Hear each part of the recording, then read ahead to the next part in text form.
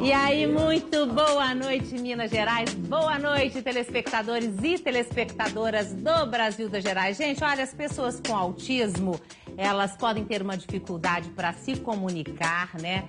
Conviver em grupo e manifestar afeto. Trata-se de uma disfunção neurológica e isso segundo a Organização Mundial de Saúde. Mas no Brasil, o autismo não é considerado deficiência. Os autistas não têm direitos iguais a pessoas com deficiência, como passe livre, atendimento especial na educação, na saúde. Então, vamos falar de autismo no programa hoje, esclarecer esse assunto?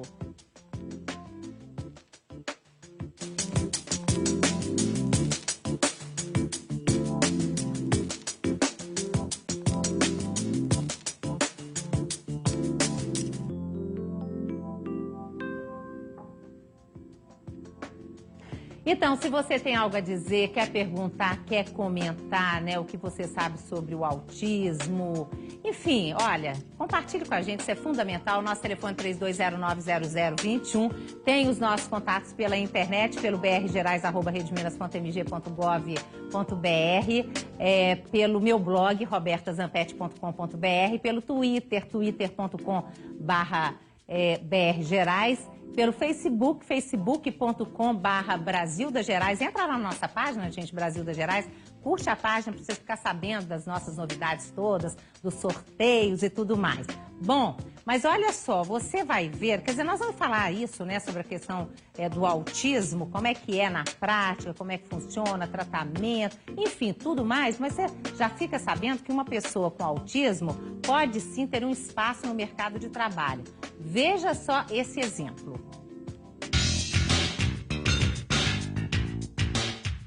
Hoje o Lucas, ele é um mensageiro, ele leva e traz documentos ou alguns outros, né, equipamentos, algumas outras coisas, pega algum material na impressora, faz encadernação, todo mundo adora ele, né, a gente se diverte também com ele e acaba também aprendendo muito.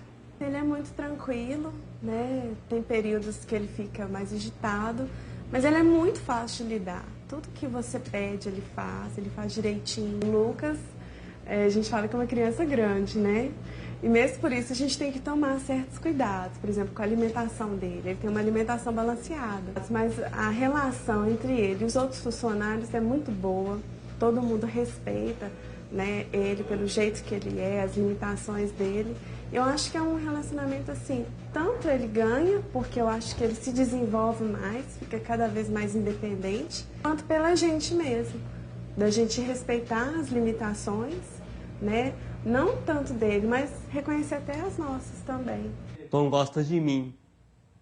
E você gosta dele também? Eu gosto dele também.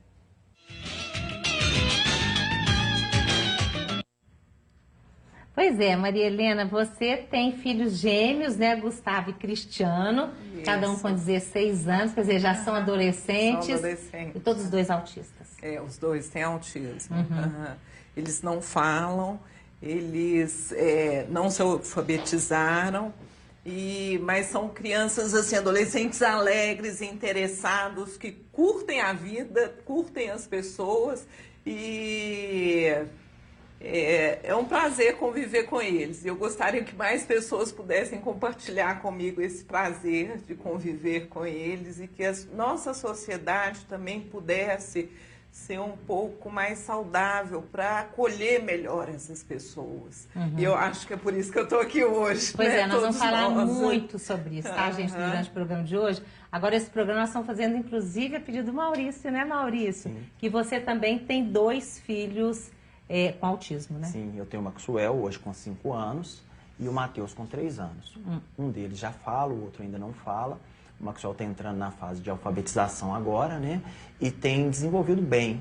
Graças a Deus, as terapias, o tratamento que a gente tem feito, as recomendações, a gente tem seguido as recomendações e eles têm desenvolvido bem.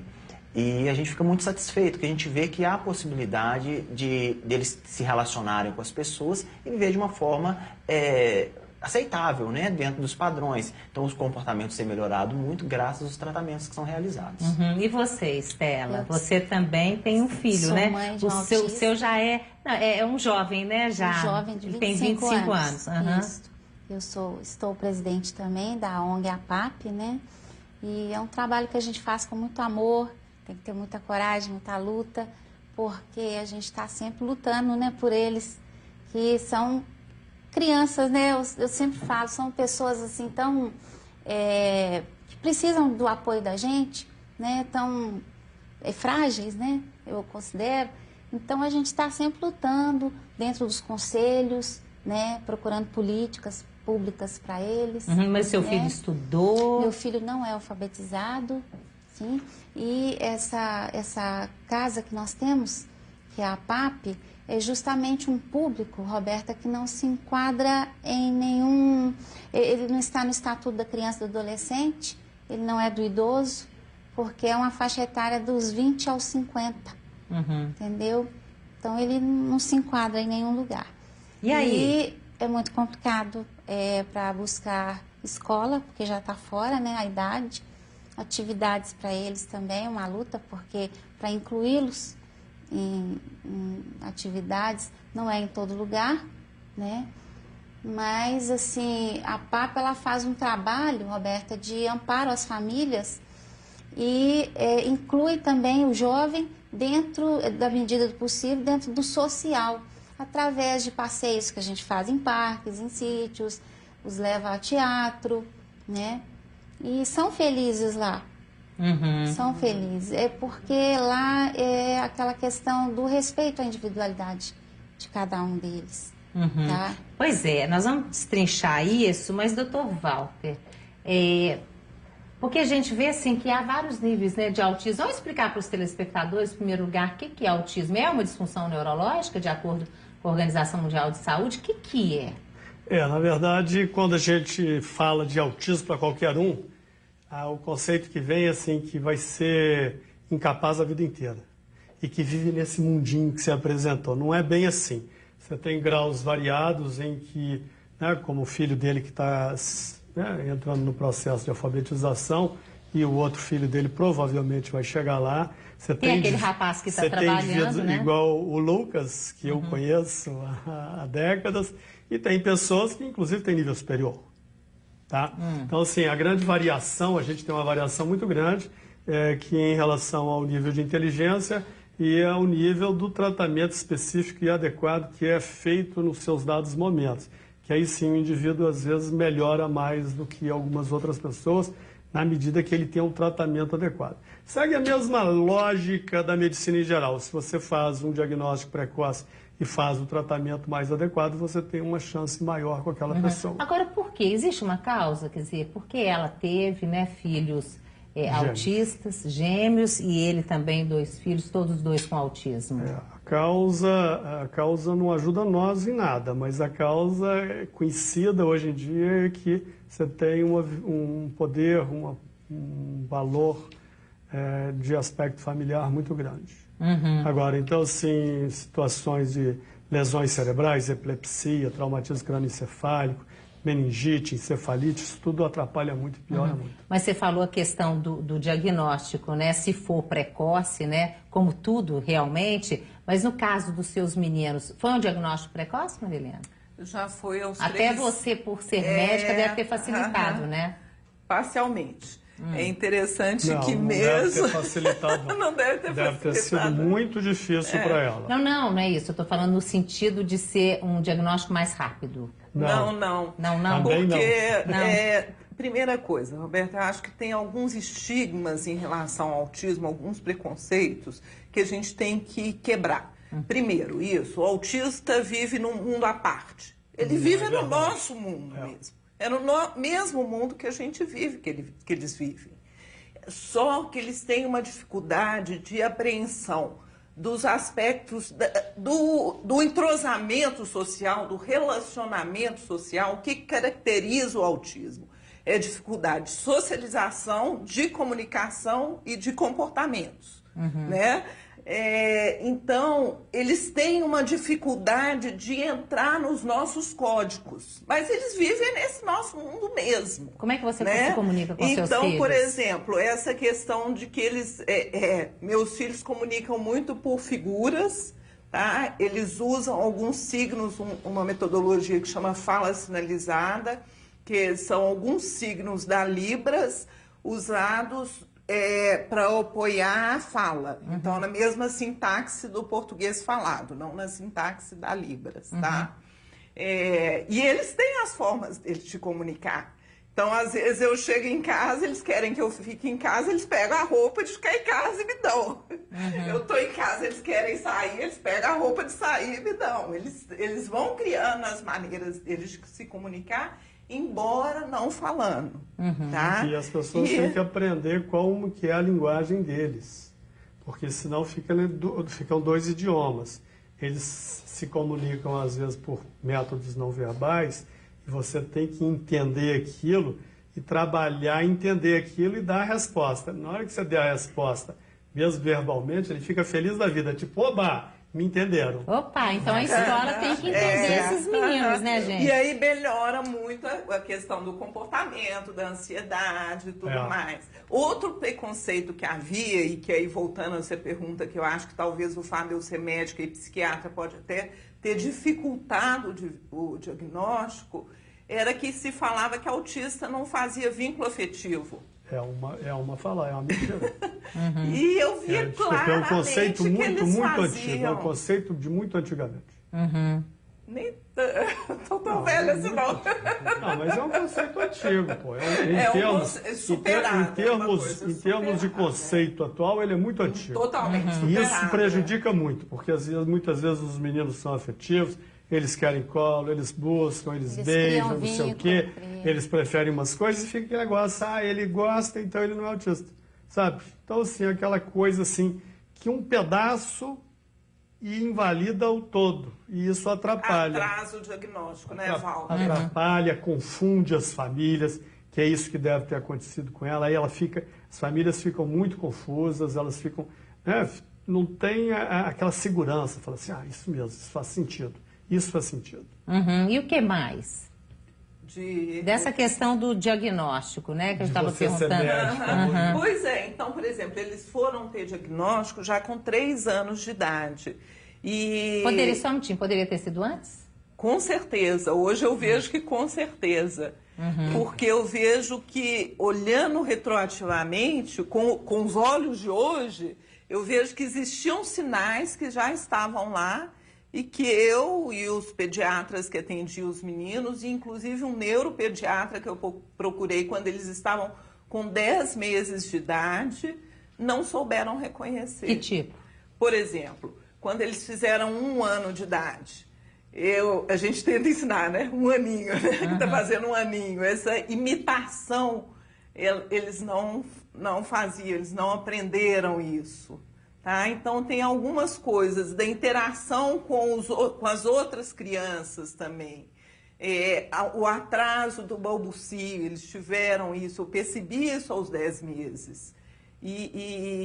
Mas não pensava de jeito nenhum em autismo, porque eu, como profissional, infelizmente, eu vejo hoje que eu tinha uma visão do autismo que trazia alguns preconceitos, como esse, por exemplo, que autista não faz vínculo afetivo. Eu via claramente que eles fazem. Né? Pois é, e você, Estela, você descobriu com 4 anos, né? Aninhos, e você fala que os médicos falavam que ele, menino mal educado, menino hiperativo. Falava, esse menino não vai dar em nada, é um hiperativo, mal educado. Falava com meu marido, a receita que eu dou é chinelada.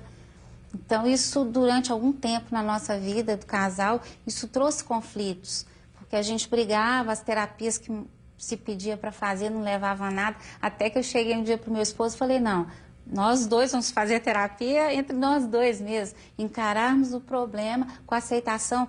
Antes de começarmos o programa, eu estava falando que a melhor coisa que tem, Roberta, é a aceitação. É aceitação, é partir para o estudo, é autista. Então, vamos ler, vamos tomar conhecimento do que é o autismo, entendeu? Eu acho que a aceitação é a melhor coisa que tem.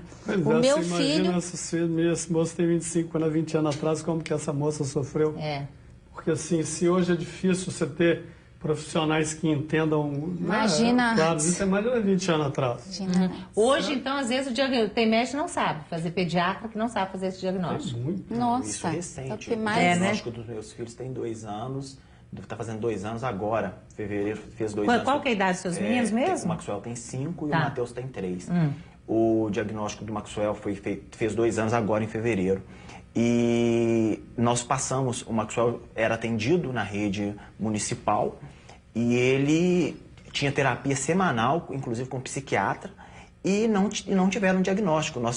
Ele ficou 1 ano fazendo terapia, até que um belo dia, por acidente, a gente conheceu o Dr. Walter. Foi um acidente, ele passou mal e nós fomos para o pronto atendimento. E lá nos mandaram falar com o Dr. Walter. E por que mandaram? Porque eu estou lá no hospital e eu treino os médicos. Tá, eu vou lá, ensino a eles, falo. E aquele negócio, você semeia.